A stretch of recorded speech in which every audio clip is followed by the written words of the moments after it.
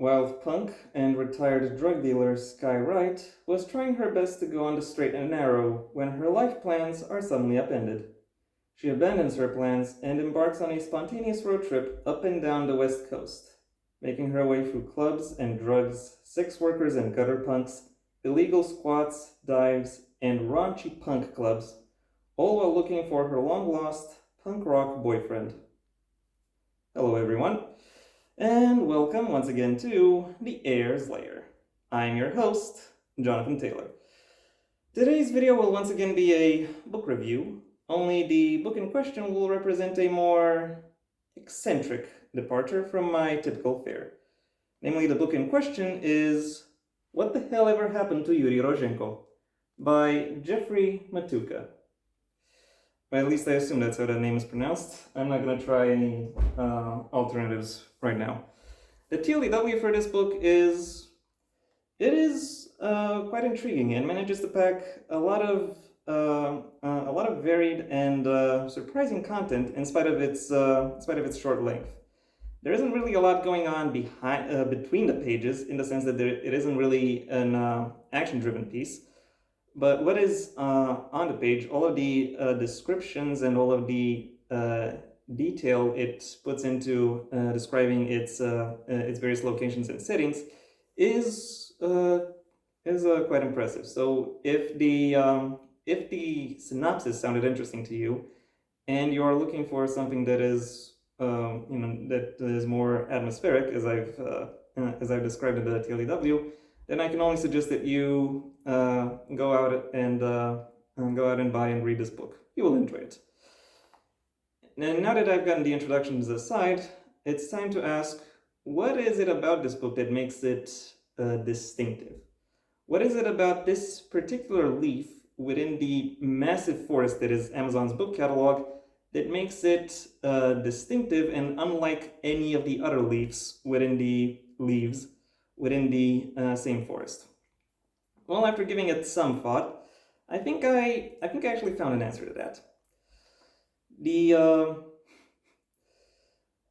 book mainly follows its main character, Sky, who, after losing her job and being forced to drop out of college because of that, uses some of her newfound spare time and spare money in order to go on a quest to find out what happened to her long-lost former boyfriend, the titular Yuri Rozhenko. Or at least that's the initial justification for the Odyssey. As the story rolls on, it becomes quite obvious that there is something else going on in her mind as well. I won't exactly say what that is, but I will go into some of the mechanisms of that realization a little bit later. Suffice it to say that those realizations could arguably be described as plot-driven, even though the story, if you are to really, or this book, if you really are to look at it, doesn't really have a plot, in the sense that there isn't really an ending or a conclusion or any kind of theme towards which this book builds, or about which it tries to make a statement. Rather, things just happen, and the main character just kind of navigates through all of the things that happen to her, and the readers are dragged right along to to explore it. And as she goes up and down the West Coast, she encounters various venues and areas, each with their own specific atmospheres and characteristics. And it is within these punk slash goth slash thrash metal scenes that she encounters, that she also gets to learn various figures from within that scene, be they homeless people, vagabonds, be they magazine editors, be they sex workers, be they music business insiders, etc. And all of them have the potential of giving her some form of assistance in the shape of either shelter or advice to help her move along on through what it is that she is interested in. Now that I'm saying this, I kind of realize that my description of this book's places and events makes the punk scene sound like a fairy tale realm. But to be honest, that comparison is not entirely inaccurate, because both a fairy tale realm and the punk rock scene, as described within this book, is slightly surreal, and furthermore, they are both surreal in the same way, so to speak. Uh, by that I mean that I constantly have to make some noise, so that's why I go anyway. Aside from that, they are both slightly surreal in the same way, in the sense that they both take certain influences and metaphors that most people are bound to encounter within their world, and somehow and distill them, live within them, so to speak. It these The scene, just like a fairy tale realm, in many ways is like a lens over the world, one that distorts certain aspects while amplifying others. That impression of the punk scene being kind of like a fairy tale realm is exacerbated um, by the strange anachronism or timelessness that is present within the setting. By that I mean that while phones and texting are mentioned within the story, there is no reference either to landlines or to the internet, even though you would assume both would be relevant for the characters within the story, which again helps the setting seem a little bit more ethereal, a little bit more displaced in time, and more within the realm of metaphor. I actually realized that might have more pragmatic or ideological reasonings. I.e., there are various reasons why the characters within this book would forego these aspects, but still, their absence does help heighten that impression. This book, or rather the punk scene within this book, is in one of the most visceral ways possible the full realization of a quote by Albert Camus, which is the only way to, I'm paraphrasing a little bit, the only way to live in an unfree world is to be so absolutely free that your very existence becomes an act of rebellion.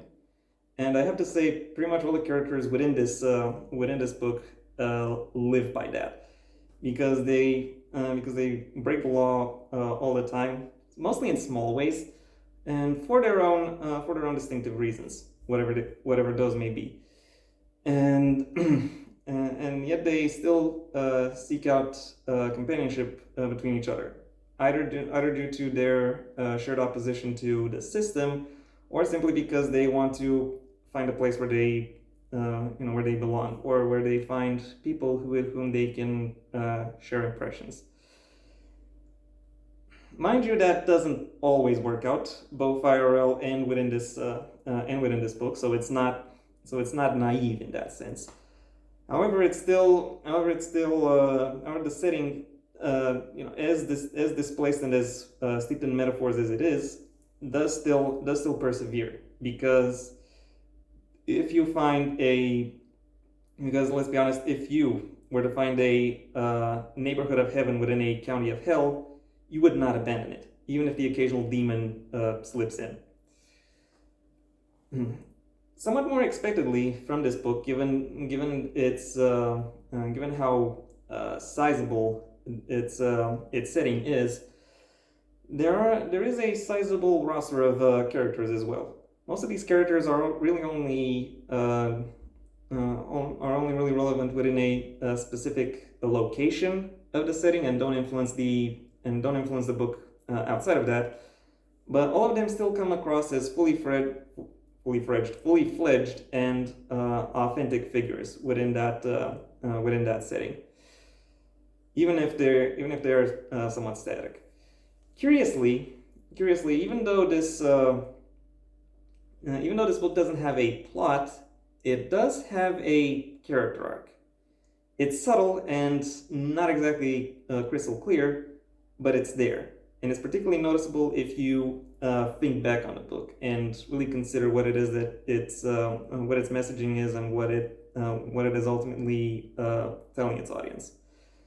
By that I mean that Sky, our main character, gets involved with a lot of people in various ways, in the sense that she receives various offers OFFER and invitations, and through the ones that she accepts and what it is that she learns, she is exposed to various pieces of information. Some of which spark some revelations and help her figure out something that she wasn't able to in the beginning of this book. So it is safe to say that she does actually have some level of a character arc, subtle but present.